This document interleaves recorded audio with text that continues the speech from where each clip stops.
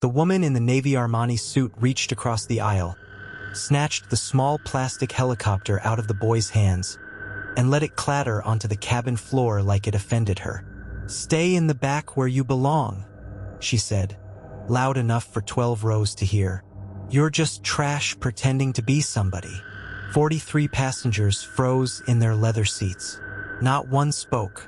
The boy's father, a quiet mechanic whose boots still carried the black dust of a Cleveland repair yard, simply leaned down, picked the toy up, and placed it back in his 7-year-old son's lap.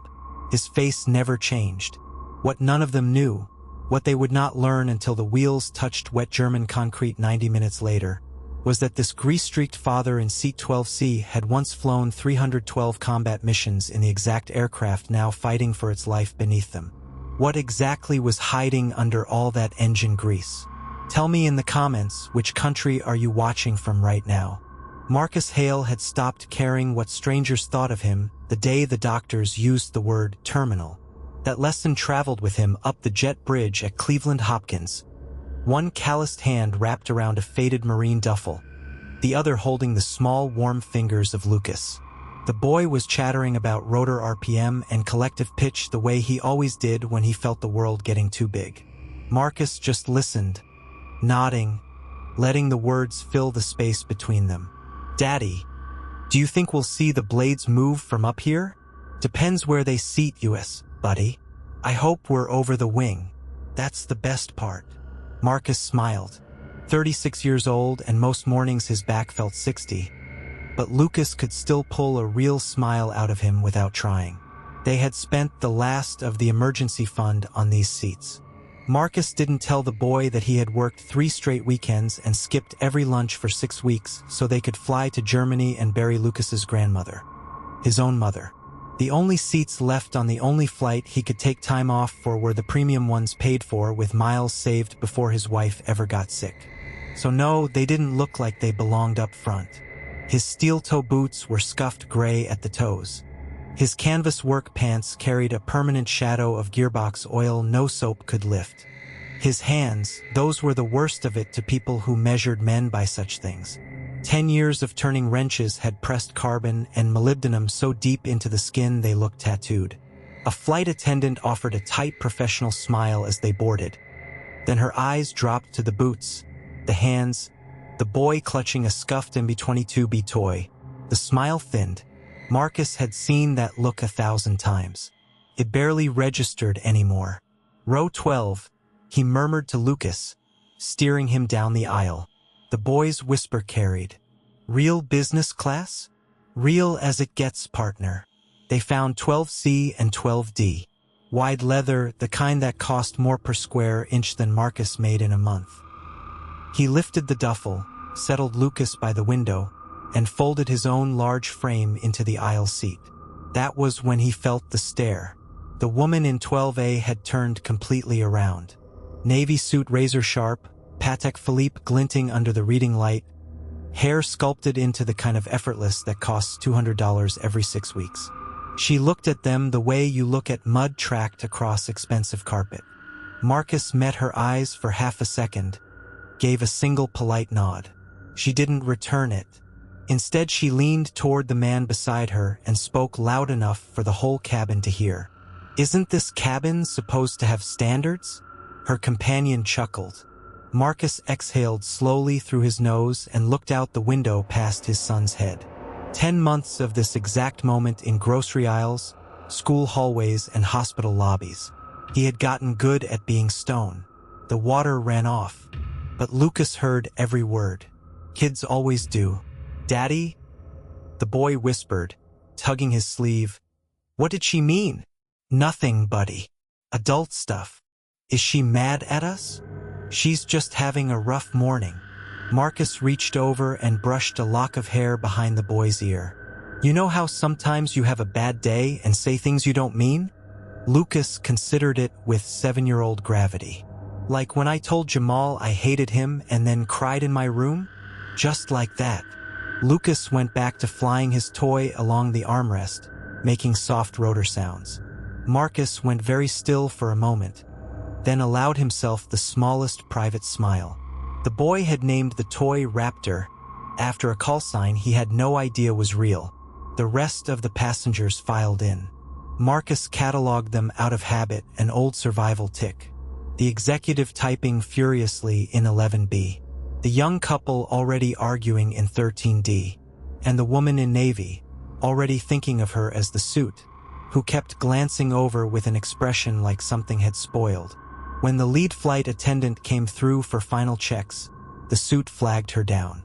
"Excuse me, is there a dress code or noise policy in this cabin? That child has been making engine noises since we boarded, and I have a 9 a.m. board meeting in Frankfurt I need to prepare for." The attendant glanced at Lucas, who had gone perfectly still, hands folded, eyes wide. "He seems quiet to me, ma'am." Well, he wasn't. And frankly, I'm not sure they're even supposed to be up here. People sneak forward, you know? Marcus felt heat rise up his neck. Not for himself, for the boy. He kept his voice level. "We're in the right seats, ma'am. Paid for. Confirmation is on my phone if you want to see it." The suit cut him off. "I'm not talking to you." The cabin went that particular kind of quiet where everyone listens but pretends they don't. The flight attendant looked uncomfortable. "Ma'am, if you could just... I'd like to be moved.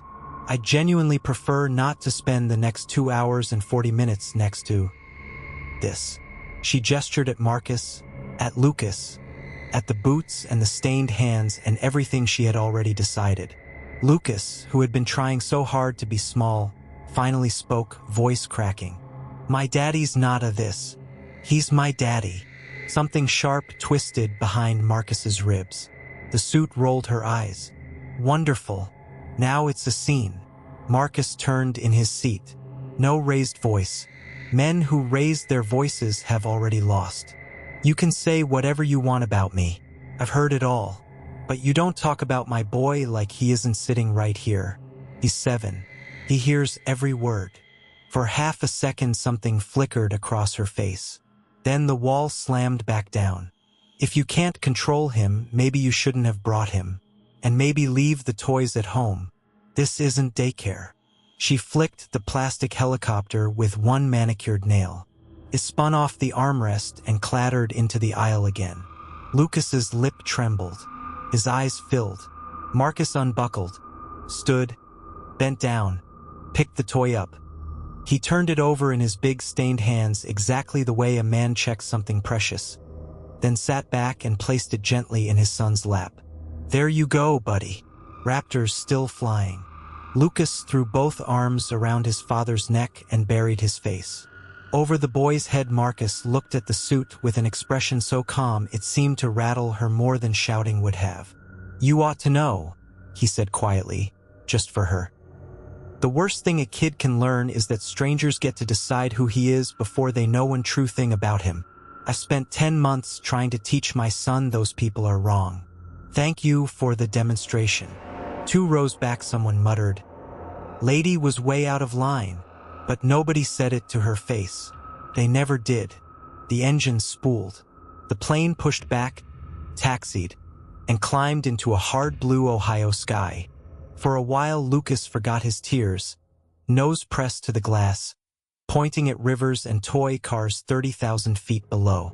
Then the faint vibration started. It hummed through the floor panels, subtle, rhythmic, like a bad bearing hiding somewhere deep in the airframe. 2 flight attendants had already walked past it, frowning, pretending it wasn't there. The suit had even pressed the call button once, demanding they do something about that annoying buzz. Marcus sat motionless for 30 heartbeats, counting the pulses against the sole of his boot. Then he caught the eye of the nearest attendant, leaned forward, and spoke 3 calm words. "Check the left AUX pump." She blinked, hesitated, then disappeared forward. 30 seconds later, the vibration smoothed out completely. The attendant returned, gave him a quick, grateful nod, and kept walking. The suit noticed. Her eyes narrowed, but she said nothing. For the first time, the polished armor of her certainty showed the smallest crack. Marcus reached into his pocket and pulled out the faded Marine Corps Challenge coin, he had given Lucas on his 5th birthday. He spun it once on the tray table between them. The brass caught the reading light, glinting like an old promise. Lucas's small fingers closed around it, warm from his palm. The grind had only just begun. The coin kept spinning between them for the rest of the flight, a small brass promise no one else could see.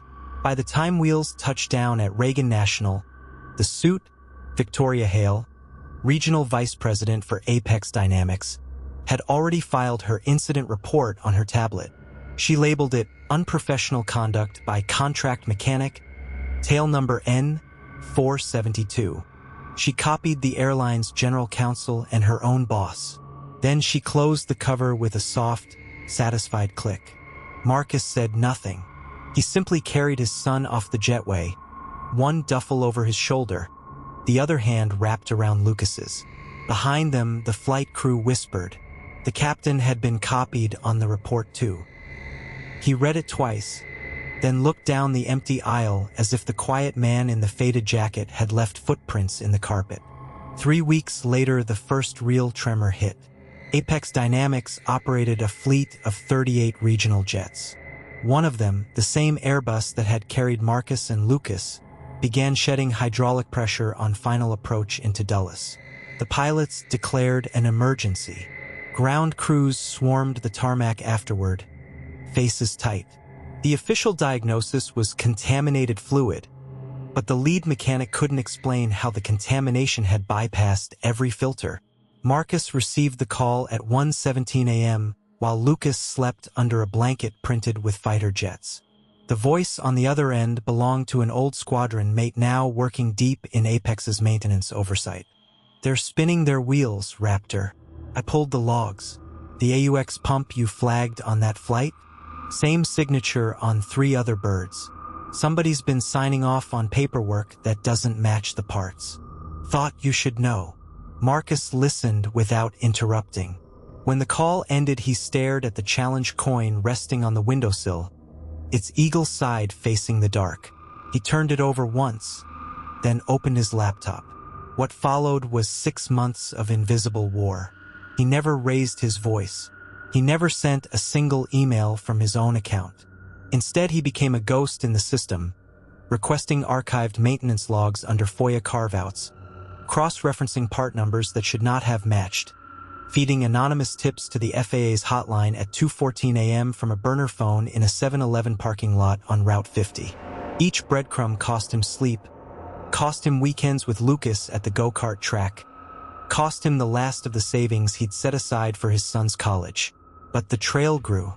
By month 4, he had invoice number 4471, a $178,000 order for counterfeit hydraulic pumps routed through a shell company in Delaware. The signature on the approval was Victoria Hale's. Crisp, confident, the same looping V she used when she dismissed him on that jet bridge.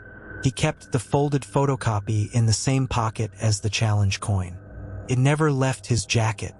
The board meeting was scheduled for the last Tuesday in October. Apex Dynamics annual shareholder conference at the Grand Hyatt in downtown DC. 300 people in the ballroom. Analysts, major investors, every regional VP in a Brioni suit and Italian shoes polished until they reflected the chandeliers. Victoria sat at the head table, Patek Philippe glinting under the lights, smiling the practiced smile of someone who had never been wrong in public. Marcus sat in the back row wearing the same faded flight jacket. No one recognized him. He was just another contractor, another nobody. The CEO began with the usual slides, record profits, safety ratings at an all-time high. Then the Q&A opened. A hand went up in the 3rd row. An older man with silver hair and the bearing of someone who had once worn stars on his collar stood. Retired General Harlan Crow, now on the board. "I have a question about maintenance integrity," he said, voice carrying like it used to over open radio channels. Specifically, about a string of auxiliary pumps that appear to have been purchased from a supplier that doesn't exist on any approved list. The room stilled. Victoria's smile froze. General Crow continued, calm and merciless. I've reviewed documents provided to this board 30 minutes ago. They show deliberate falsification of records. They show a vice president who signed off on every one of them. And they show the one man who tried to stop it before any of us knew there was a problem. Projector clicked. The screen behind the CEO filled with Marcus's quiet face. Service record, 287 combat missions, 2 silver stars, the call sign Raptor in bold block letters. Then the maintenance logs. Then invoice number 4471. Then Victoria's signature, enlarged until it looked like a confession. Gasps rippled through the ballroom. Phones came out.